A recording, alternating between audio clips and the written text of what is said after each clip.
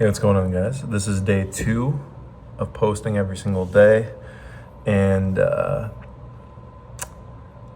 it's like 11:20. I made a video at like 10:40, but I had it framed wrong, so I had my lock thing on, and it didn't transfer. So we're just redoing it. That's okay.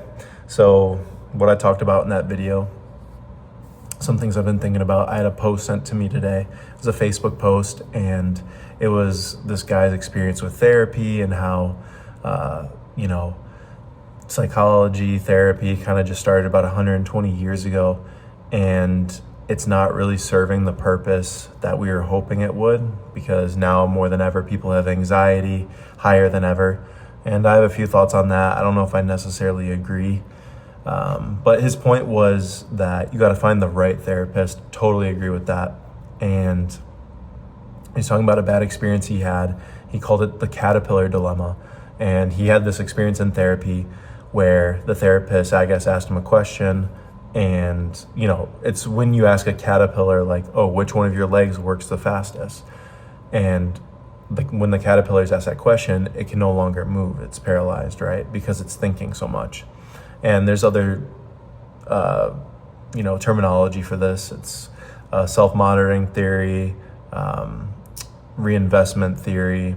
It's when you consciously think about a subconscious action. So, for instance, you're going to shake someone's hand. You probably learned this growing up. You give them a firm handshake, you smile at them, and you introduce yourself.